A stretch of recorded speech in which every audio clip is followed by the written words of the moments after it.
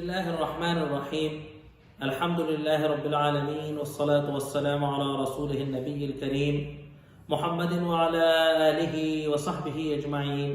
ومن تبعهم بإحسان ودعا بدعوتهم إلى يوم الدين. أما بعد، فقال الله سبحانه وتعالى: فأعوذ بالله من الشيطان الرجيم. بسم الله الرحمن الرحيم. والسماء والطارق وما أدراك ما الطارق النجم الثاقب إن كل نفس لما عليها حافظ فلينظر الإنسان مما خلق من ماء دافق يخرج من بين الصلب والترائب إنه على رجعه لقادر. صدق الله العظيم.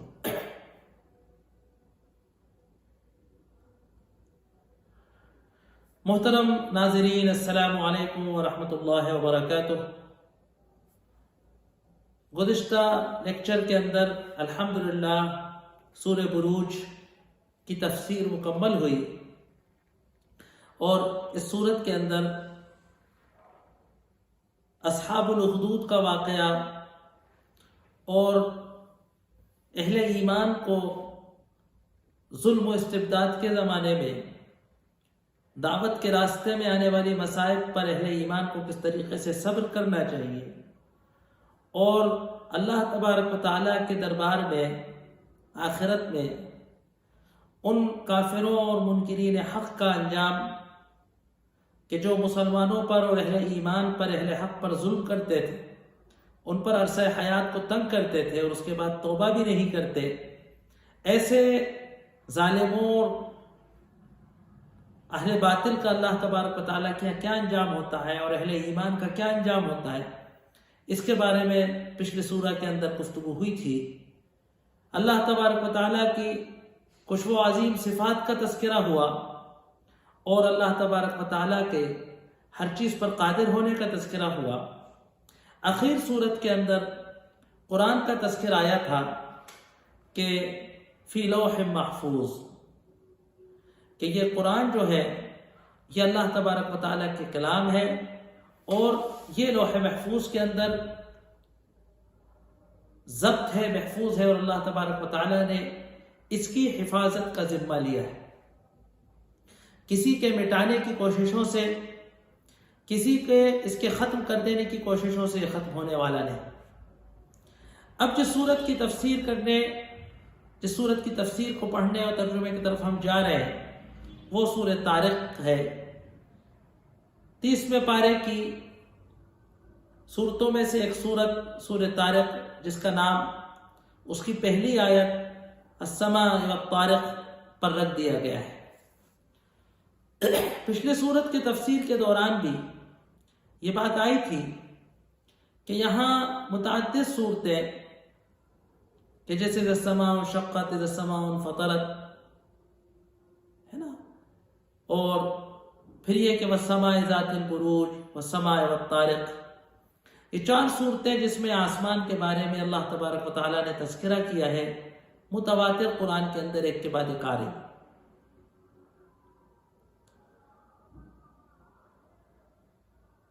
جیسا کہ آپ جانتے ہیں کہ اس پارے کی تمام صورتوں کا مضمون یا زیادہ تر صورتوں کا مضمون اسلام کے بنیادی عقیدے کو بے بست کرنا، اسلام کے بنیادی عقیدے کو لوگوں کے ذہنوں کے اندر بے بست کرنا اصل مقصد ہے. یہ سورت کا زمان نزول اگر ہم اس کے مضامین کو دیکھیں گے تو ہمیں معلوم ہوگا کہ یہ بعثت کے ابتدائی دور کی صورتوں میں کی صورت ہے. اس کے اندر اللہ تبارک و تعالیٰ انسان کی تخلیق کو، اللہ تبارک و تعالیٰ کے ہر کائنات کی ہر چیز، ہر انسان اور اس کے عمل پر اللہ تبارک و تعالیٰ کے سمیع و بصیر اللہ کی نگاہ ہونے کا تذکرہ ہے. اس میں آخرت کے بعث بعد الموت کا تذکرہ ہے. لیکن اگر اس صورت کو دیکھیں گے تو تھوڑا سا اس کے اندر ایسا معلوم ہوتا ہے کہ اس ابتدائی اسلام کے دور کی ہے کہ جس کے اندر کفار قریش اس دعوت کے خلاف کچھ نہ کچھ چال سازیاں کچھ نہ کچھ تدبیریں، کچھ نہ کچھ سازشیں کرنا شروع کر چکے تھے. اسی لیے اس کے آخر میں کہا گیا یکیدون کیدا واکید قیدا فمہل الکافرین امہلہم رویدا. سورت کے مضامین کو اگر ہم دیکھتے ہیں تو سب سے پہلے اس کے اندر تذکر آتا ہے کہ والسماء والطارق وما ادراک ما الطارق النجم الثاقب، کہ اللہ تبارک و تعالی آسمان کے ستاروں کی قسم کھاتا ہے. پھر اللہ تبارک و تعالی انسان کو توجہ دلا رہا ہے کہ یہ انسان کے جو غرور و تکبر کا شکار ہوتا ہے، گھمنڈ کا شکار ہوتا ہے، اس کو اپنی اصل کے بارے میں، اس کو اپنی تخلیق کے بارے میں سوچنا چاہیے کہ کس طریقے سے اللہ تبارک و تعالیٰ نے اس کو پیدا فرمایا، اور کیسا وہ قادر خدا ہے کہ جس نے اس کو ایک بے قیمت، ایک بے حیثیت ایک شے سے، ایک ناپاک بوند سے اللہ تبارک و تعالیٰ انسان کو بناتا ہے. پھر انسان اللہ تبارک و تعالیٰ کی دی ہوئی قدرتوں، دی ہوئی صلاحیتوں، دیے ہوئے اسباب و وسائل کو استعمال کرتا ہے، اپنے علم کو، اپنے ہنر کو، اپنے تجربے کو بڑھاتا ہے، اور پھر وہ اللہ کی دی ہوئی انہی نعمتوں پہ، اسی علم پر، اسی قدرت پر، اسی دولت پر، اسی اقتدار پر، اسی صحت پر، انہی صلاحیتوں کا استعمال کر کے وہ خود غرضی کرتا ہے، اللہ تبارک و تعالیٰ کے خلاف بغاوت کرتا ہے اور سمجھتا ہے کہ میں کوئی بہت بڑی چیز دوں، تکبر کرتا ہے، غرور کرتا ہے، گھمنڈ کرتا ہے، ظلم کرتا ہے.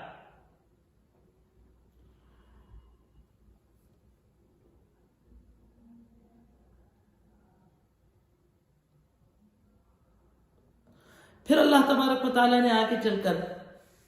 یہ بتایا کہ وہ خدا کے جو ان تمام، اللہ تبارک و تعالیٰ کو خدا کے جو ان تمام چیزوں کو انسان کے لیے مہیا کرتا ہے، انسان کو پیدا کرتا ہے، وہ اس کی تمام سرائر پر، اس کے رازوں پر سے مطلع ہے نا، اور وہ اس کو واپس لوٹانے پر، مرنے کے بعد دوبارہ واپس لوٹانے پر، آخرت کی زندگی پر قادر ہے، جہاں اس کو اس ساری زندگی کا حساب و کتاب دینا ہوگا. پھر اللہ تبارک و تعالیٰ بہت اشارے کے اندر اللہ تبارک و تعالیٰ اپنی عظیم قدرت کی طرف اشارہ کر رہا ہے کہ جو کائنات کا نظام ہے، آسمان کا بارش والا ہونا، اس سے رزق کا ٹپکنا، اور زمین کا پھٹ کر گیہوں کو اور اناج کو اور سبزے کو اگانا. پھر اللہ آخر صورت کے اندر قرآن کی اہمیت کی طرف اشارہ کر رہا ہے، اور پھر صورت کا اختتام کافروں کو ایک دھمکی کی طرح دیا جاتا ہے، یکیدون کیدا واکید قیدا فمہل الکافرین امہلہم رویدا، کہ یہ ظالم، یہ کافر، خاص طور سے مخاطب قریش والے ہیں، اور دنیا کے ہر دور کے ظالم اس سے مخاطب ہیں کہ یہ اپنی مکاریاں کر رہے ہیں، یہ اپنی چالیں چل رہے ہیں، یہ اپنی سازشیں کر رہے ہیں، یہ اپنی تدبیریں کر رہے ہیں. واقعی تو قیدا، اور میں اپنی تدبیریں کر رہا ہوں، ہے نا. قید تو اصلاً تدبیر کو، مکاری کو کہتے ہیں، لیکن اللہ عربی زبان کا ایک انداز ہے کہ مکاری کا جواب دینے کی جو تدبیر کی جاتی ہے، جو حکمت عملی اختیار کی جاتی ہے، اس کو بھی قید، مکاری کہہ دیا جاتا ہے. پھر اللہ تبارک و تعالیٰ آخر میں سرور کائنات محمد صلی اللہ علیہ وآلہ وصحبہ وسلم کو دلاسا دے رہا ہے نا، مہل الکافرین امہلہم رویدا. تھوڑی سی کافروں کی فتح ہو جانا، تھوڑا سا ان کا عروج آ جانا، تھوڑا سا ان کا اپنا منمانی کر لینا، کسی اہل حق کو وقتی طور پہ تھوڑا دبا لینا، حق کی دعوت کو ذرا سا رکاوٹ، حق کی دعوت کے راستے میں کچھ رکاوٹ قائم کر دینا، کہیں اپنے ظلم و اقتدار، طاقت کے زور پر جیت، یہ سمجھنا کہ ہم جیت گئے، تھوڑی سی مہلت دے دو، ان کو زمین میں تھوڑا سا دندنانے دو، تھوڑا سا ان کو عروج کا مزہ چکھنے دو، تھوڑا سا ان کو یہ سمجھنے دو کہ وہ کامیاب ہو گئے ہیں، ان نے سب کو چپ کے قبضے میں کر لیا ہے نا. ان کی عنقریب پکڑ ہونے والی. ہمیشہ اہل حق کو یہ افسوس ہوتا ہے، یہ غم ہوتا ہے، یہ دکھ ہوتا ہے کہ ہم اہل حق ہونے کے باوجود، ہم سچائی پہ ہونے کے باوجود، ہم نیکی اور راہ راست پہ ہونے کے باوجود تکلیفیں برداشت کر رہے ہیں، مصیبتیں برداشت کر رہے ہیں، مصائب کا سامنا کر رہے ہیں، آزمائشیں اور ابتلائیں کا مقابلہ کر رہے ہیں، ہم مارے جا رہے ہیں، پیٹے جا رہے ہیں، بدحالی کی طرف جا رہے ہیں، ہمیں دبایا جا رہا ہے، ہمیں کچلا جا رہا ہے، ہمارے حقوق کو پامال کیا جا رہا ہے، اور سامنے والا باطل پہ ہونے کے باوجود، کافر ہونے کے باوجود، سرکش ہونے کے باوجود، اللہ کا باغی ہونے کے باوجود، اللہ اور اس کے رسول اور اس کی کتاب سے دشمنی برتنے کے باوجود دندنا رہا ہے، عیش کر رہا ہے، ہمیشہ اہل حق کو یہ بات تکلیف دیتی۔ لہٰذا جگہ جگہ قرآن پاک کے اندر اللہ تبارک و تعالی یہ بتاتا ہے کہ حق و باطل کی کشمکش ایک طویل جنگ، ایک طویل لڑائی کا نام ہے۔ ایک جنگ کے کسی ایک مرحلے میں کسی کا اوپر ہو جانا، کسی کا غالب ہو جانا جیت نہیں ہے۔ حقیقی کامیابی، حقیقی ناکامی، حقیقی فتح اور شکست آخری انجام۔ اس لیے اللہ تبارک و تعالیٰ نے بڑے اعتماد کے ساتھ، بڑے بھروسے کے ساتھ یہ کہا لَأَغْلِبَنَّ أَنَا وَرُسُلِي، کہ میں اور میرے رسول غالب ہو کر رہے ہیں۔ إِنَّ حِزْبَنَا لَهُمُ الْفَائِزُونَ، ہماری پارٹی، ہماری جماعت، ہماری حزب ہی اللہ والے ہی جیت کر غالب ہو کر رہے ہیں۔ اور کوئی اہل حق اگر اپنی پوری زندگی کے اندر یہ نہیں دیکھ سکے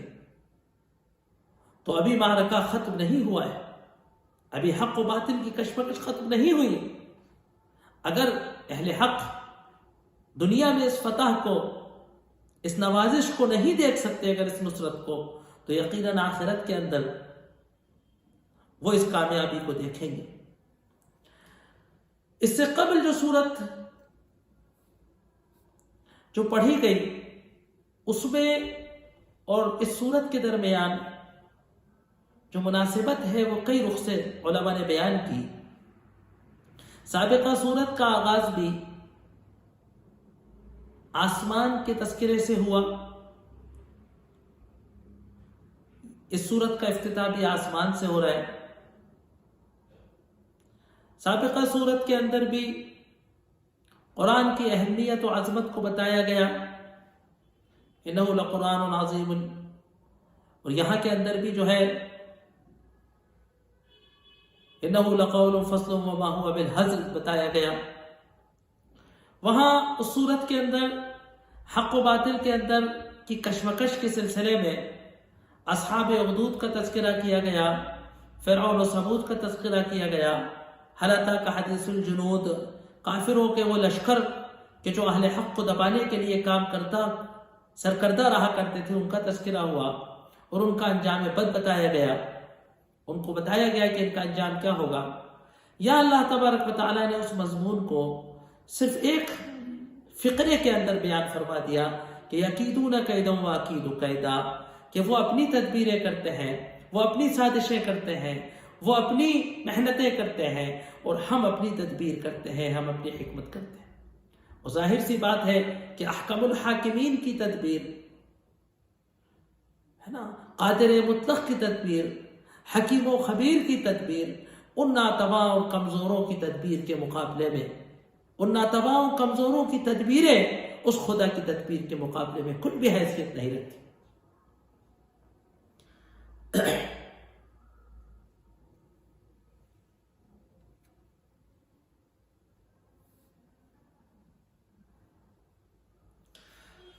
والسماء والطارق،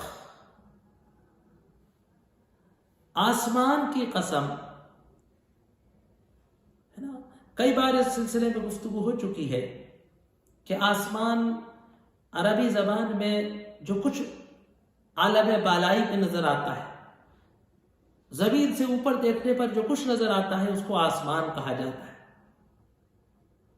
سمو بلندی کے مطلب ہے، بلندی کی طرف جو کچھ نظر آتا ہے وہ آسمان۔ تو اللہ آسمان کی قسم کھا رہا ہے، ہمیشہ سے آسمان ایک عظیم مخلوق، ایک پختہ مخلوق، ایک بلند مخلوق، ایک لامتناہی مخلوق غیر محدود وسعتوں کی حامل مخلوق مانا گیا ہے۔ آسمان کی پہیلیوں کو آج تک محققین اور سائنٹسٹ اور اسکالر سولو نہیں کر سکے ہیں۔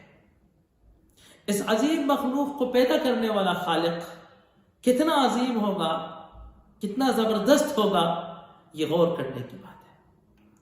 کہ والسماء والطارق، آسمان کی قسم، والطارق اور طارق کی قسم۔ طارق کسے کہتے ہیں؟ عربی زبان میں طارق کہتے ہیں رات میں نمودار ہونے والے ستاروں کو۔ ظاہر سی بات ہے ستارے تو رات میں ہی نمودار ہوتے ہیں، اس لیے طارق کہا جاتا ہے رات میں آنے والے کو۔ اصلاً یہ ستارے کے لیے کہا جاتا تھا، بلکہ بعض علماء نے کہا کہ ثریا ستارے کا نام طارق ہے، اور بعض علماء نے کہا کہ یہ اس میں جنس ہے، اس سے سارے ستارے مراد ہیں، جو ہر وہ ستارے جو آسمان کے افق پر رات میں نمودار ہوتے ہیں، رات میں نظر آتے ہیں، جو اچانک رات میں آتے ہیں اور پھر ڈوب جاتے ہیں۔ چمکتا ہوا ستارہ رات میں آتا ہے، عربی طارق، آدم کا۔ اسی سے عربی زبان میں اچانک رات میں آنے والے کو طارق کہا جاتا ہے۔ حدیث کے اندر اس لفظ کو بے اطلاع رات میں آنے کے لیے استعمال کیا گیا ہے۔ حدیث کے اندر آیا ہے کہ جب کوئی مسافر سفر سے واپس آئے تو لا یطرق اہلہ طروقا، بے اطلاع اچانک اپنے گھر رات میں نہ پہنچے۔ اسی طریقے سے اللہ کے رسول صلی اللہ علیہ وسلم نے دعا مانگی کہ بطارقا یاتی بشر، نے اللہ میں ہر اس آگاہانی رات میں دھمکنے والے سے پناہ مانگتا ہوں کہ جو شر لے کر آئے، اور تجھ سے اس رات میں اچانک آنے والے کی سوال کرتا ہوں کہ جو خیر لے کر آئے۔ اسی لیے عربی زبان میں طرق یطرق کو کہتے ہیں دروازہ پیٹنے کو۔ طرق الباب، دروازہ کھٹکھٹایا، دروازہ پیٹا تو اس کو طرق الباب کہتے ہیں۔ تو والسماء والطارق، آسمان کی قسم اور رات میں نمودار ہونے والے ستاروں کی قسم۔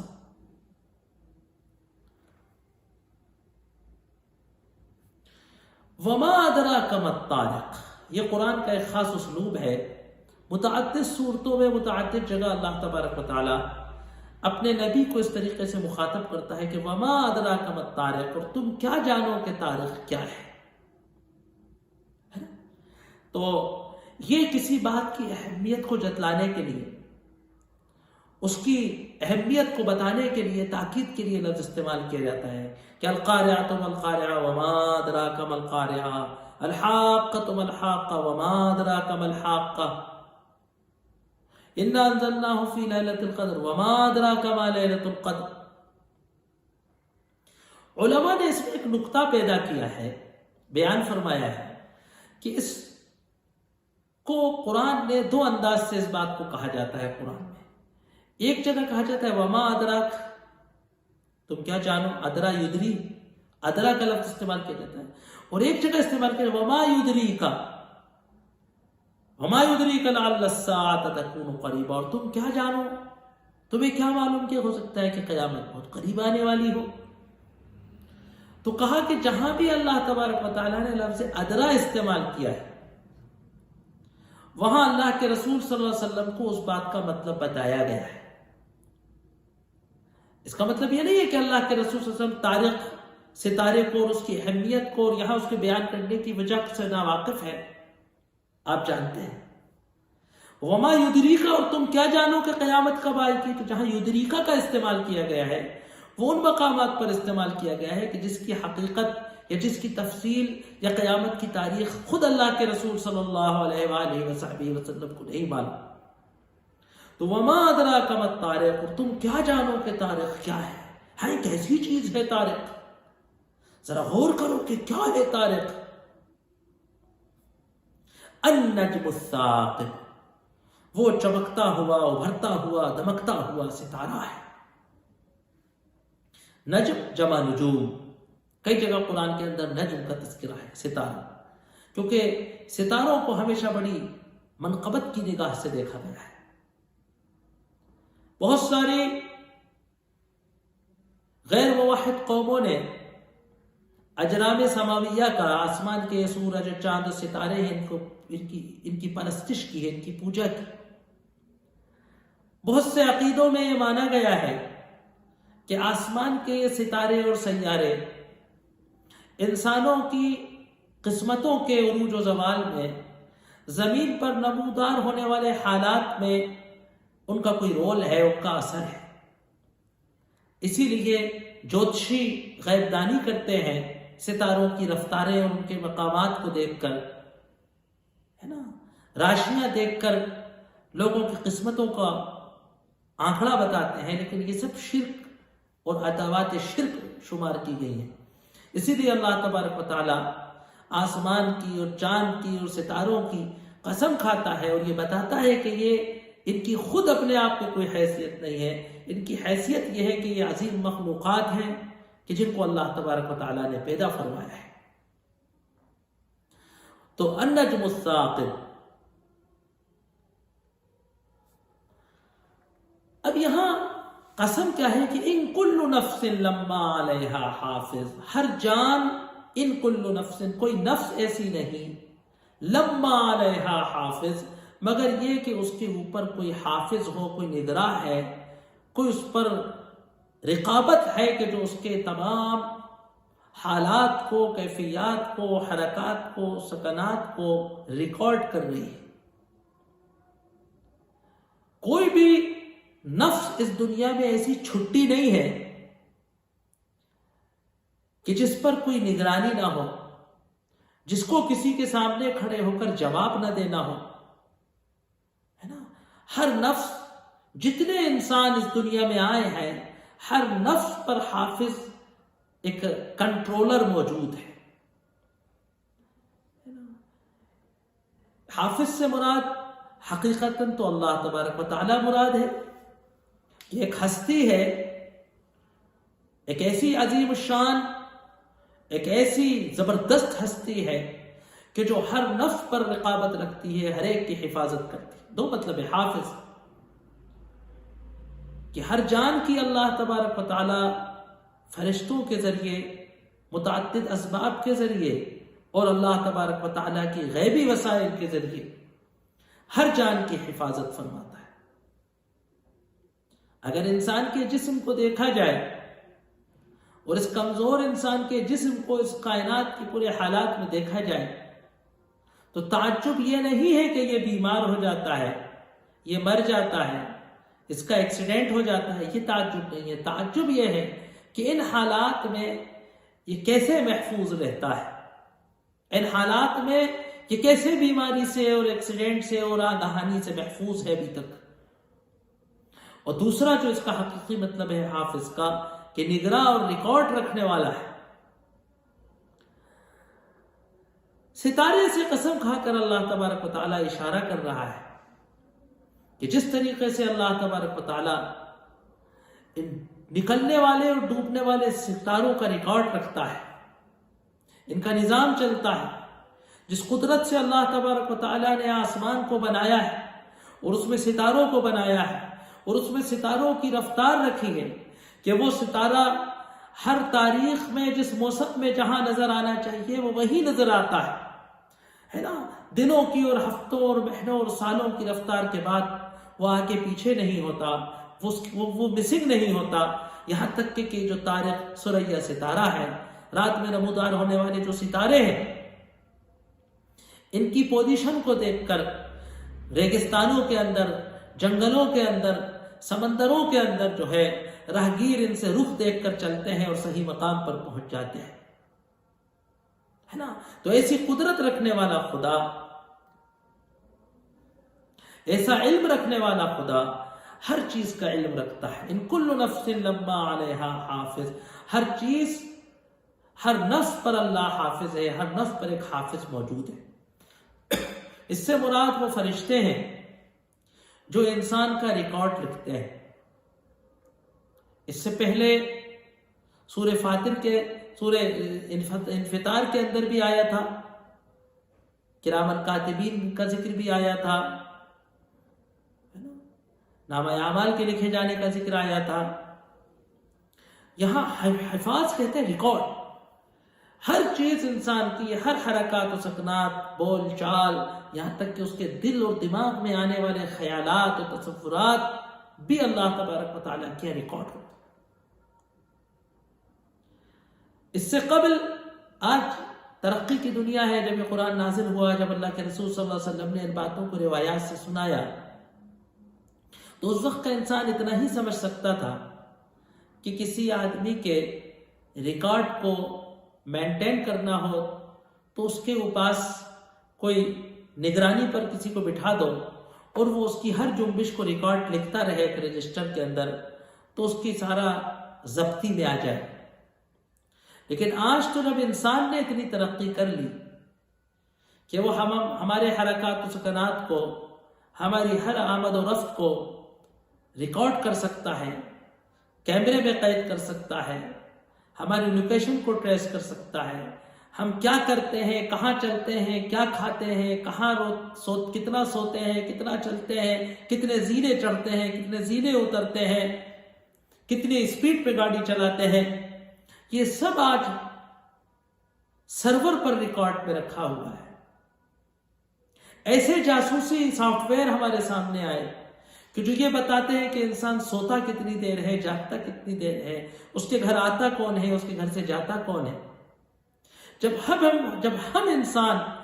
اتنی کم علمی کے باوجود اور اتنی کم استعداد و اسباب و وسائل کا استعمال کر کے ایسی زبردست محیر العقول اور حیرت انگیز آلات اور وسائل کو ایجاد کر سکتے ہیں، اور اس طریقے سے ہم انسانوں کی جاسوسی کر سکتے ہیں کہ ایک لمحہ ان کی زندگی کا ہم سے اوجھل نہ رہے، تو پھر اللہ تبارک و تعالیٰ کہ جو مسبب الاسباب ہے، جو خالق الکائنات ہے، جو قادر المقدورات ہے، جو ہر مقدور پر قادر ہے نا، تو جو ہر چیز پر قادر ہے، سارا علم رکھتا ہے، تو اس کے اسباب و وسائل، اس کی قدرتیں ہے نا کیسی ہوں گی۔ تو ان کل نفس لما علیہا حافظ، اللہ تبارک و تعالیٰ کو ہر چیز کا علم ہے، لیکن وہ کچھ اسباب کو استعمال کر کے فرشتوں کے ذریعے نامہ اعمال تیار کراتا ہے۔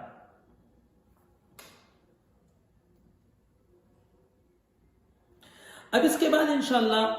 اس سورت کا ایک دوسرا جو اس قسم کے بعد آ رہا ہے کہ فَلْيَنظُرِ الْإِنسَانُ مِمَّا خُلِقَ، کہ انسان کو دیکھنا چاہیے کہ اس کو کس چیز سے پیدا کیا گیا، کہ انسان کی جو حقیقت ہے اس کے طرف اللہ تبارک و تعالیٰ اس کو یاد دلا رہا ہے۔ اس کے اندر، اس سورہ طارق کے اندر، اس مقام پر بہت سارے موجودہ سائنس کے اندر بھی کچھ نکات ایسے ہیں کہ جو اس سورت کی تفسیر کو بہت اہم بنا سکتے ہیں۔ انشاءاللہ آئندہ لیکچر میں اللہ تبارک و تعالیٰ نے توفیق دی گئی تو اس کی طرف کچھ اشارے کیے جائیں گے۔ وآخر دعوانا ان الحمدللہ۔